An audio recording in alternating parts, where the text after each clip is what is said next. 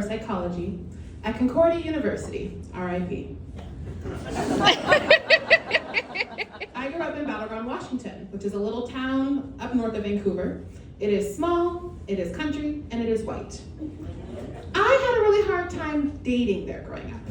Wasn't something that was really an experience of mine at all. So when I got to college, I was super excited to explore some diversity and meet some new people. I was also a student athlete, and I worked really, really, really hard during the week. And a bunch of my friends and I discovered an underage nightclub that we would go and cut loose at on the weekends. Now this nightclub was everything I had really dreamed a nightclub could be. There was low lighting, people were dressed to the nines, there was theme nights, it was pretty dope. And there was a certain gentleman that I saw there every once in a while, and when I spotted him from across the room, I knew it was gonna be a good night. He was a teddy bear type, and we had really good dance chemistry. It was fire.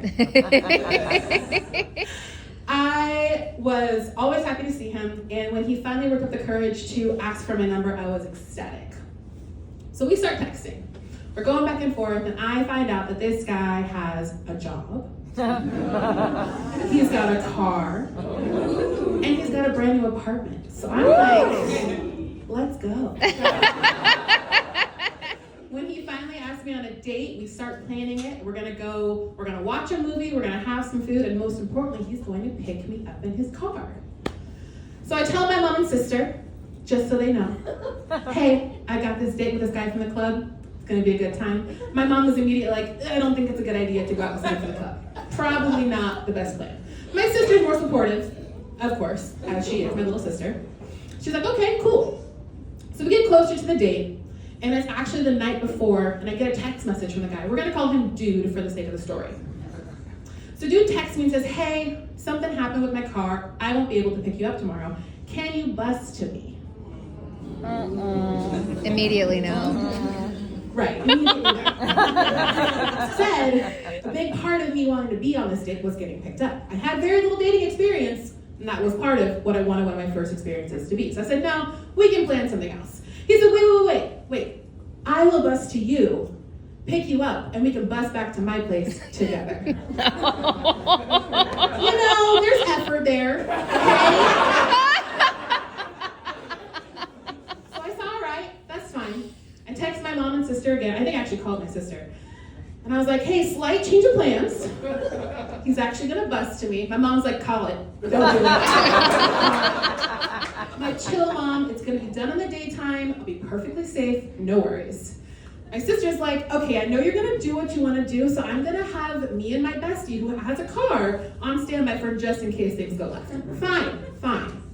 But again, I'm good. I'm grown, I'm an athlete, we're Gucci. So I'm getting ready for the date, and I'm wearing the cutest little outfit. I have a little floral dress on, I've got a little jean jacket, little white tennis shoes, very appropriate date attire. And I'm kind of a prude back then, so like Netflix and chill wasn't really a thing, but this guy was like pretty cute, and I was like, well, we could have like a little movie and snuggle moment. That was my expectation for the night. So I'm all ready to go. I go down and I wait for him at the bus stop, which is just like a block away from my dorms. Out walks Dude, and not so far behind him is another dude, who he introduces me as his cousin. So he has brought his cousin along for our date.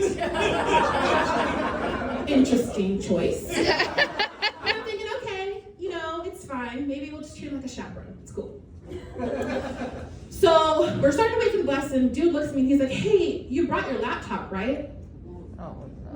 I need my laptop for? He's like, well, we don't have anything to watch a movie on, so you gotta go get it. All right, cool. So I march back to my dorm, grab my backpack that has my, laptop and all my other school supplies. I look at myself in the mirror, I'm like, damn, you are adorable today. And come to think of it, these guys are not dressed for a date. They honestly looked a little grimy. Pretty sure Dude had paint on his pants. They looked like they had been playing all day. So already we're not off to a great start. And I look at myself and I say, okay, you don't have much experience. You don't even know what a bad date looks like. And you're a psychology major after all, so let's just go for the data. Let's just collect some data here. So I go back out to the bus stop and find Dude and his cousin talking up this lovely young woman who looked to be about her mid to late 20s. She was very, very beautiful, had a long brown hair, chatted, she was wearing like a long red trench coat. She was really cool looking. They got her number, bugged a cigarette off her, generally became besties. I'm like, okay, again, interesting data points we're getting in here. And I know anybody normal would probably just walk back to the dorm back then, but again, we're collecting data. So I get on the first bus. I'm gonna give you some quick facts because there are 4 different bus transfers from where I lived in Northeast Portland to where we were going in Vancouver, Washington to his apartment. Oh, God. On those 4 bus stops, they collected a total of 6 bum cigarettes. They made 3 new bus buddies, and they got 2 new girls' phone numbers. During the first leg of our trip, dude looks at me and says, "So what did you bring for us to eat?" Stop. And as we were getting on our last bus, about to get on our last bus, dude looks at me and says, "Do you have an extra $1 by chance?" I mean, I did. My dad had given me $20 to save for a rainy day, and I always kind of had it on me. But I wasn't going to give it to this guy. I said, "No, I don't." Luckily, he was able to borrow or get some money from one of his new bus buddies. And as we're getting on the bus, he looks back and says, "Bet you didn't know I spent my last $1 coming to see you, did you?" Stop. No, sir, I did not. So we finally arrive at our final stop and have to walk another 5 minutes or so to the Walmart on Mill Plain Boulevard. Some of you might know it. Because dude doesn't have any DVDs we can just pop in. We have to go get a red box. So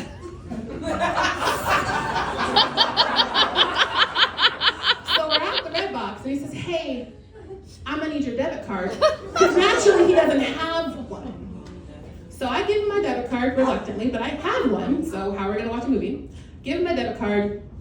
He peels through the movies. He looks at me, he says, "We really have to see this movie." I'm like, "What movie do we have to see?" "We gotta get Stomp the Yard 3. No. Okay, Stomp the Yard 3. That's fine, I guess. I'm really dancing is my passion. Okay, we'll get the movie. We'll get Stomp the Yard 3. So he goes to check out the movie and he says, "Don't worry though, I have a code." Okay, big spender.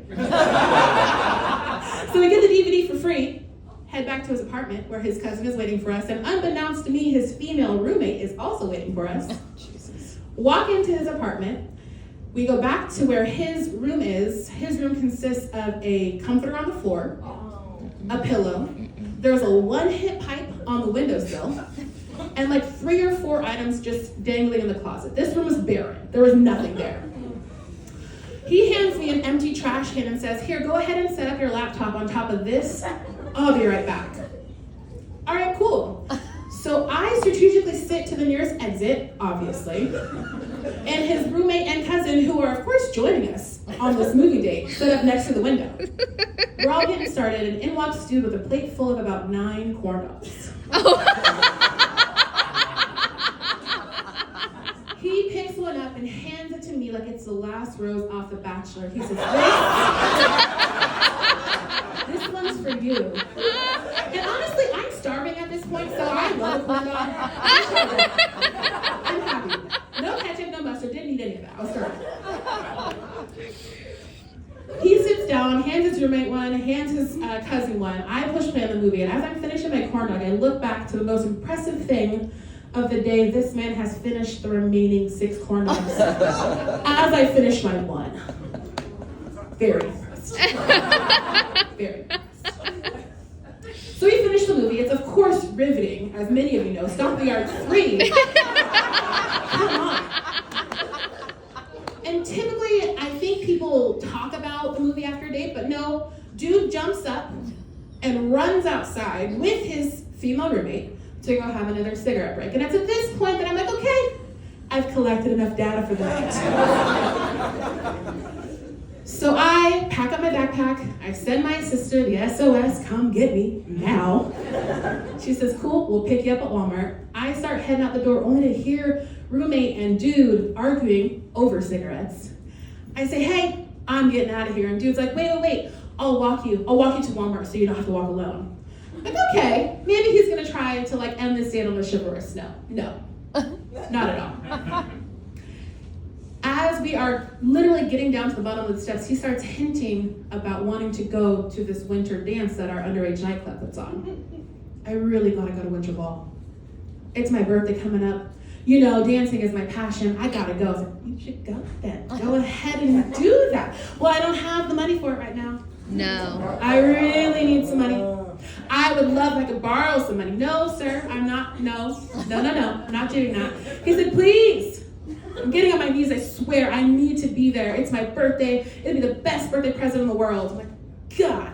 And he keeps going. Like, it's a 5-minute walk. He is begging me for a solid 3.5. And at that point, I literally just reached out into my purse, grabbed the 20 that my dad told me to save for a rainy day, and I tossed it at the man so that he would just go fuck away.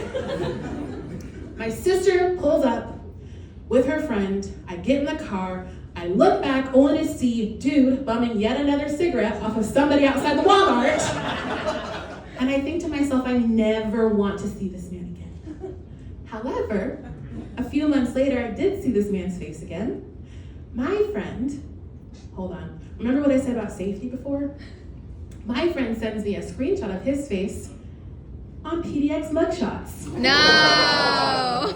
So, all of that to say, I probably should have just listened to my mother